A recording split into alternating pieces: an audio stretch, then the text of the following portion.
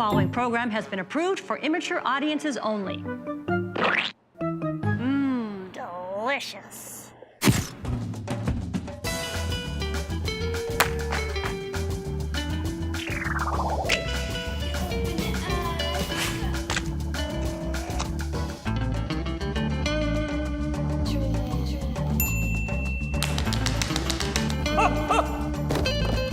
Hello, hello.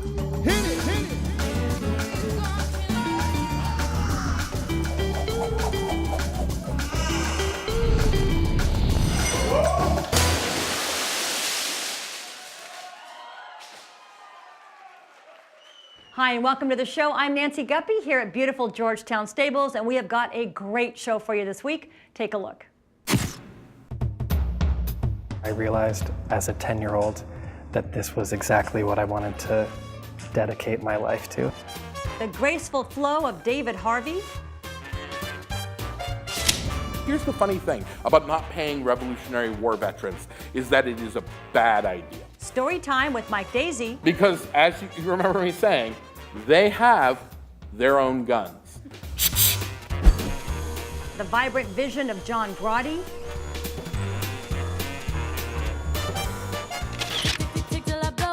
And fresh sounds from Parisalexa.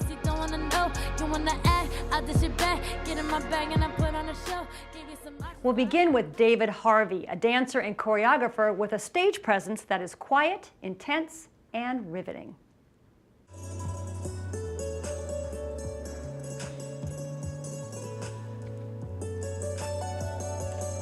I consider it a huge gift to be able to have an intimate relationship with my own body and what it can do. That I can connect physical sensation with emotional sensation, that's just how I get to live. I feel so grateful for that. My name is David Harvey and I'm a dancer. I started taking ballet classes when I was 10 years old, and it took me about, 3 or 4 weeks before I realized as a 10-year-old that this was exactly what I wanted to dedicate my life to. When I was 14, I moved to Michigan to study at Interlochen Arts Academy at their dance program. From there, I spent 3 years studying at the Kirov Academy of Ballet in Washington, D.C. And then I finished up my training in San Francisco at the Alonzo King Lines Ballet School. I was the first student to be offered a contract in the company. I spent 7 years with Lines.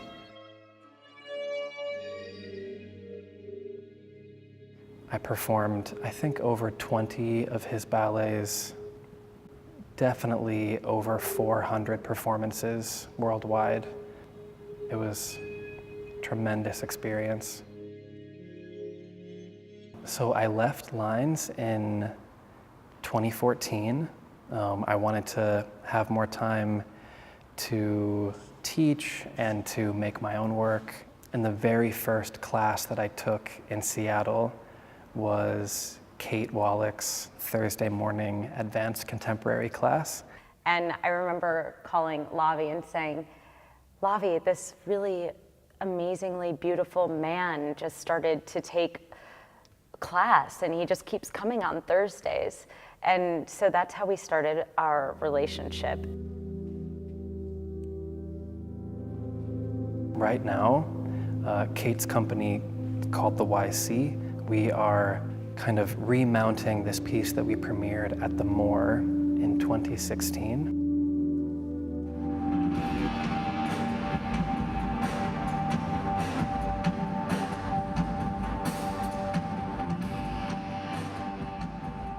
So now we progress forward, heading your way. There are 7 dancers, including Kate, and there's live industrial rock music on stage. And then we make the transition into heads. One. Oops, sorry, Dee. David is subtle and precise and quiet, smart. Intelligent, humble. Yes, Very humble. very humble. He really practices simplicity, and I feel like he just does what's necessary, and that is something that we really value. One thing that I've had to practice is letting go of what my body could do when it was 18. Even though I might not be jumping as much as I used to, I'm still discovering, nuance and finesse and control and communication in a way that I couldn't possibly fathom when I had a much more forgiving body. My dream would be to continue performing into my 50s, 60s, even beyond.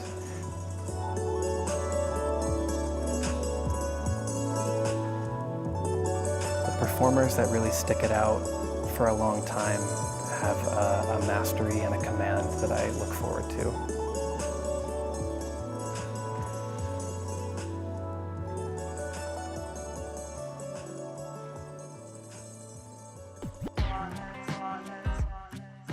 David performs in the remount of Industrial Ballet, the critically acclaimed evening-length dance from choreographer Kate Wallach, on Tuesday, November 13th at the Moore Theater.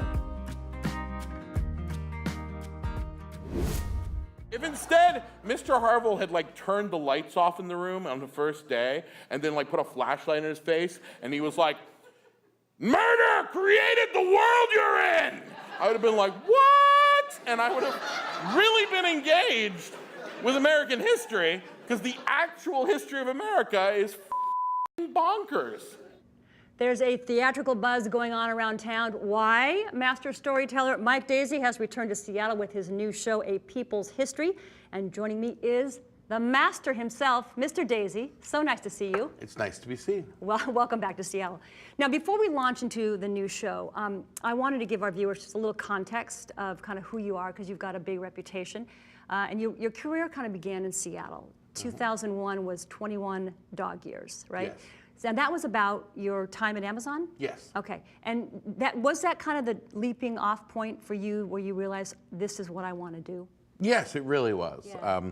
I'd always wanted to work in the theater, and I'd always been very interested in writing, and I wanted to find a way to create a form where those things could live together on stage, and that's where it really started, was with that show. And so since that point, you've written, I think it's close to 30 monologues and plays. You've performed around the globe, which brings us to this table and the new show, A People's History. So what is this new show about?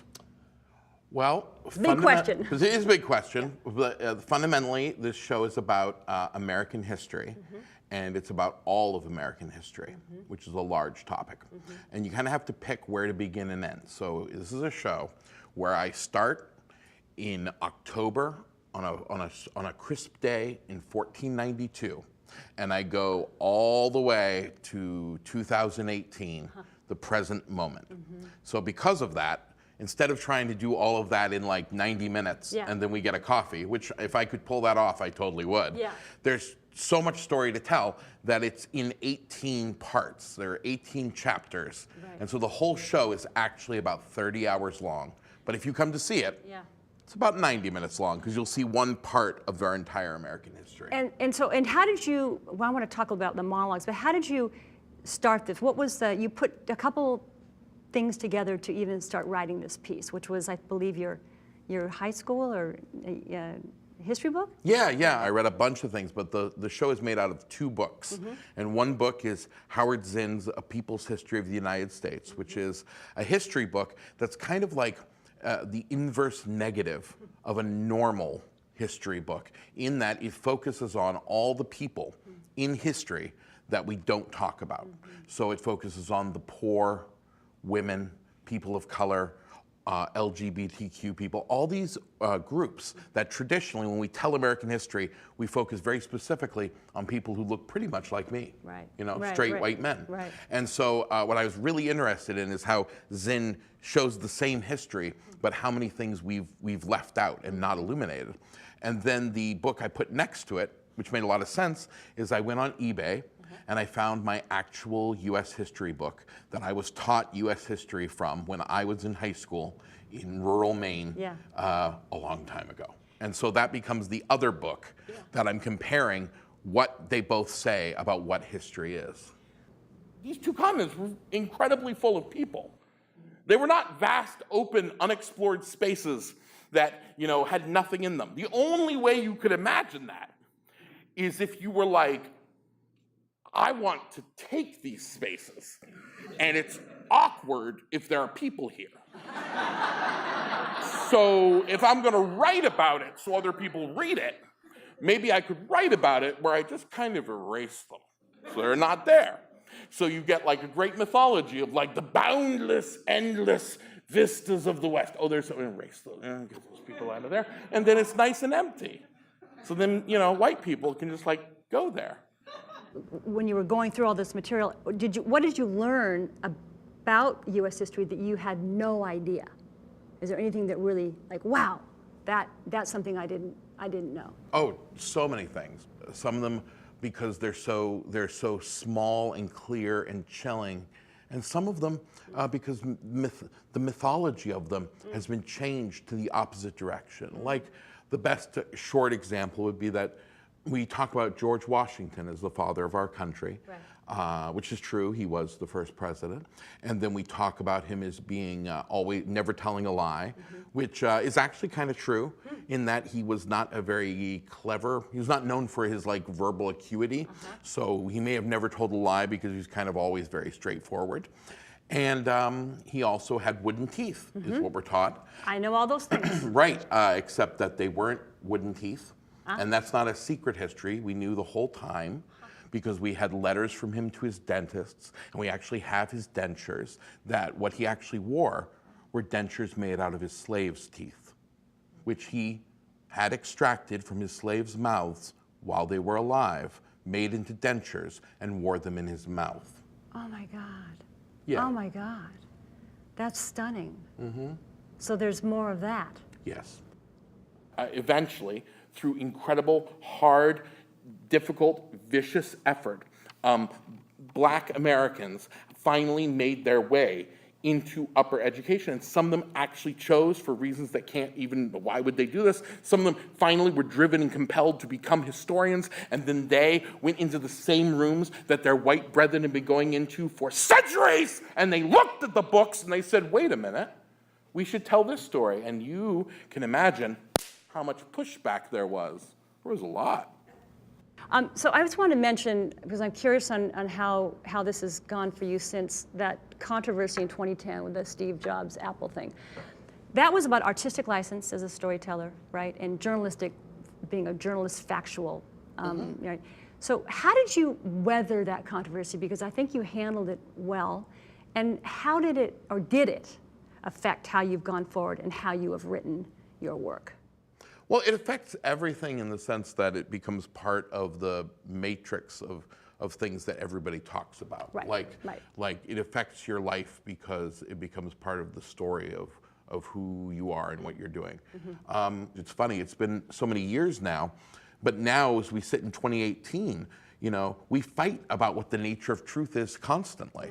And so it's actually a very important role to be a monologuist who's been through the fire of those kind of controversies to say that, no, there is something called the facts, and those are vitally, utterly important. There's also the truth, and the truth is built out of which facts you accept and like what story you're choosing to tell. In a lot of ways, this narrative of this whole history is a way of showing that we are all taught all these facts. And many of the facts we're taught in school are completely true. They're just not every fact, and all the facts about women, George Washington's teeth, all these resonant details are left out. So then we paint a certain picture. And you need to like look for those complexities, or you're never actually going to be able to create a society where we can actually have a real dialogue. What would you hope the audience takes away from your people's history? I would hope that it engenders conversations where it sort of wakes them up and it makes them consider. We've had a couple of people. There was two people, I met them in the lobby, the older white lady and a slightly younger black woman who have met at the shows, and they started coming, and because the show is in these many parts, they come repeatedly. And so they were like, we're friends now, they told me. We've come like 4 or 5 of them, and I took a picture of them in the lobby. They're very happy, and I was outside, I was waiting for a car to come, and they were next to me, and I've just done all these shows, and they've watched me for all these hours. Yes. They had nothing to say to me, because they were busy talking to each other about the nature of gentrification in Seattle, which I hadn't been talking about, but connects into all these labor things I've been discussing. And they got so excited, and the car pulled up, and I'm getting in, and one of them said, we just ignored you. We were so busy talking about, like, what does it mean to be in Seattle and the things that are changing? And I was like, that's perfect. Perfect. That's exactly right. You made my night. Take Good care. night. Good Oh. night. And so, yeah, it's nice. Like, that's the kind of thing That's beautiful. you're hoping for. Yeah, right. Well, I'm so happy that you're back in Seattle, and you are truly a masterful storyteller. A People's History, written and performed by Mike Daisey, runs now through November 25th in the Leo K Theater at Seattle Rep. And like we've been saying, 18 monologues. You come a lot of different nights. You're going to see different things. So get your tickets. Thank you so much. Thanks for having me. Yeah, absolutely delightful. Cheers. To Cheers. the brain. Oh, To the brain. to the brain. To the And brain. the heart. And the heart.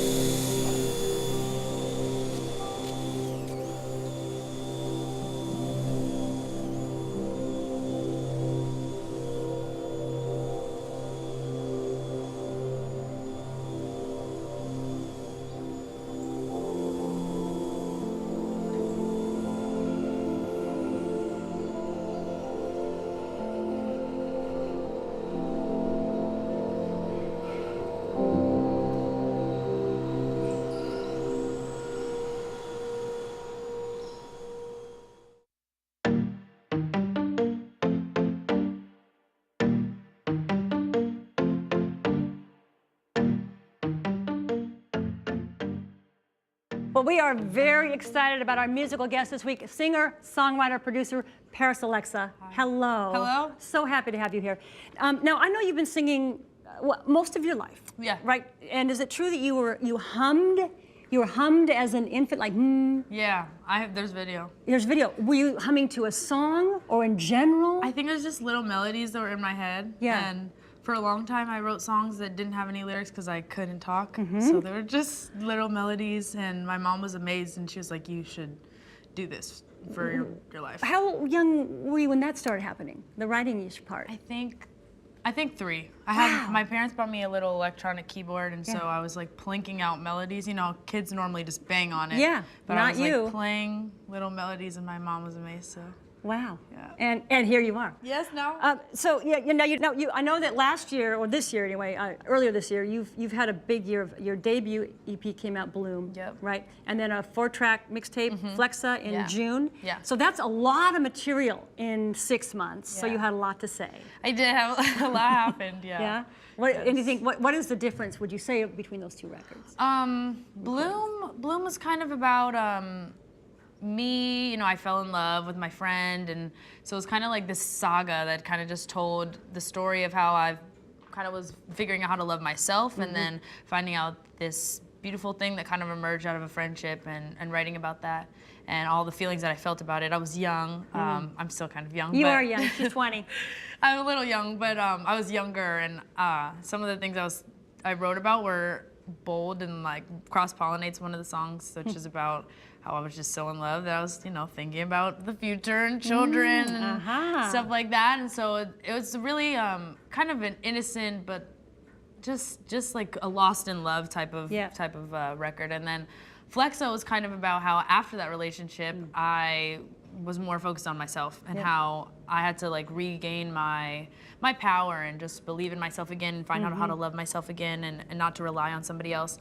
And so I love them both differently. Yeah, but sure. Yeah, they express different things, Right, and totally. and both very interesting musically as well. So I know you're gonna do 2 songs for us. Yes. And one of them I know is brand new, just Yes. dropped, and I believe that might be the second one, Yes, Hothead. Hothead. So the first song is off Flexa, and what's it called? Ballin. Ballin. Ballin, yes. Okay. I love that song. Oh yeah. Well, it's what do you love about it? Oh, well, I mean, I can't play basketball at all, so it's kind of ironic. Oh, funny. Yeah. Is that kind of the reference? It's not. It's just about how... There's maybe a lot of things. I put, in the actual music video, one of my friends is playing basketball, and I made sure to include only clips of us missing the hoop, just so people get the message that I really can't play. You really cannot play. Cannot. You cannot play. No. All right. Well, are you ready to do this thing? Yeah, let's do it. Okay, ladies and gentlemen, Parisalexa. Go.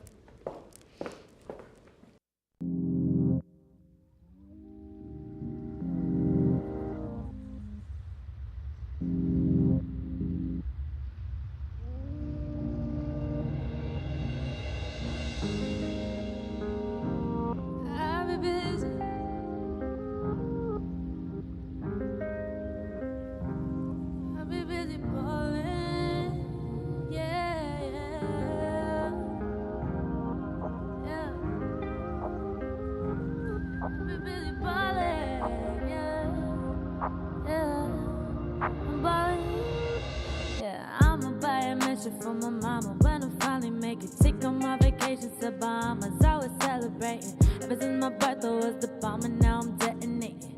No, you can't relate, you just can't relate. Every day I wake up like a boss, and I be thanking Jesus. Fakers try to get up in my circle, I don't really need them. We been saying we up next forever, now we really mean it. We bout that action, acting back when you see us, yeah.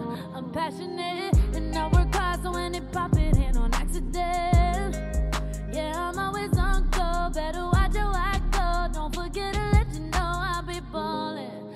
I would chop it up by house in New Orleans. Up the ante and I'm showing I'm important. Win a Grammy, I be ballin' like I'm Jordan. While you wait to snoring, I be busy scoring. I would chop it up by house in New Orleans. Up the ante and I'm showing I'm important. When a Grammy, I be ballin' like I'm Jordan. Are you with a snoring? I be busy ballin', ballin', ballin', ballin'. Yeah, I be busy ballin', ballin', ballin'. Ooh, yeah. I be catching tricks like it ain't loose, leaf in it. When we go out, always in a hoe, we'll be lit. Run my money up, watch it up off in the sky. I ain't picking up. Unless it's dollars on the line, you know I ain't got the time. I be busy on the move. People wanna admit it, they ain't see me paying dues. I was living to the tape, now I'm with something new. Better pay my respect, I ain't never gonna lose. I be ballin', I would chop it up by house in New Orleans. Up the ante and I'll show 'em I'm important. Win a Grammy, I be ballin' like I'm Jordan. While you with a snoring, I be busy scoring. I would chop it up by house in New Orleans.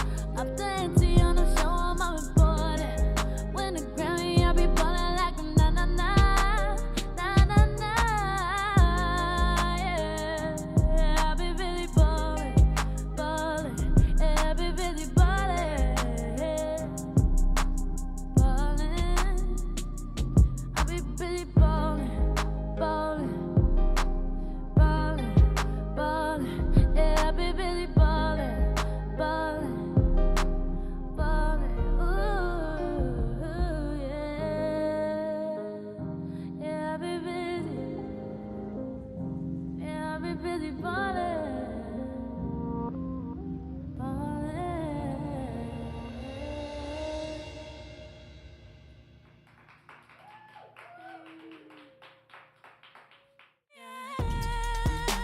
Parisalexa plays an in-store DJ set at Lil Woody's Burger Joint on Monday, November 12th, and will headline Chop Suey on Wednesday, November 14th. Also, her brand new track, Hothead, streams on Spotify and is available for download on Amazon.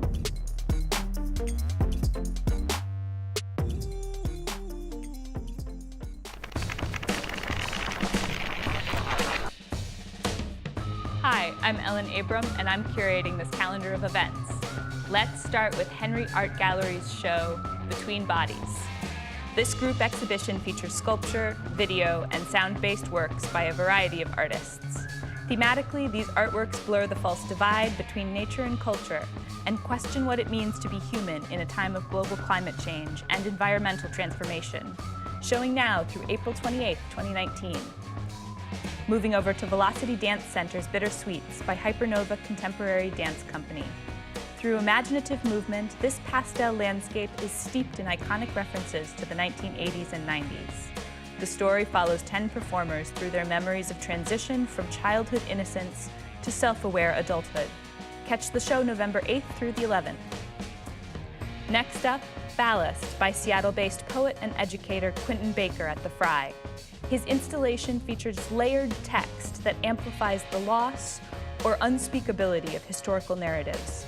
This collection of poems examines the 1841 slave revolt aboard the slave ship Creole to highlight the position of blackness and the ongoing afterlife of slavery, now through February 3rd, 2019. And I'd love to tell you about my show, The Williams Project's A Bright Room Called Day by Tony Kushner.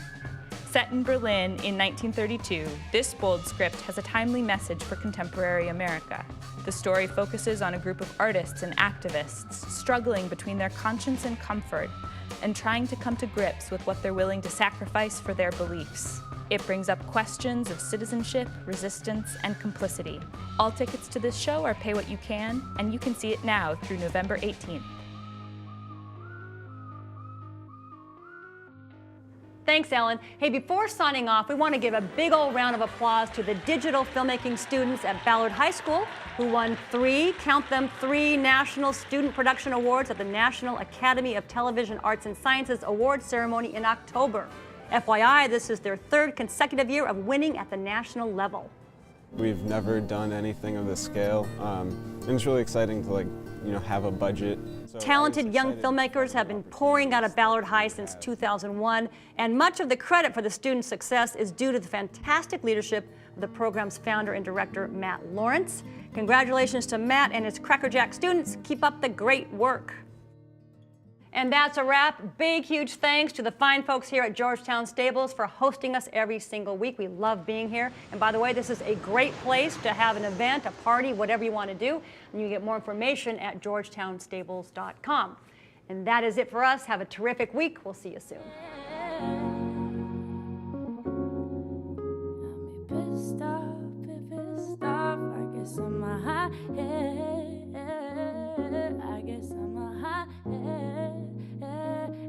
I guess I'm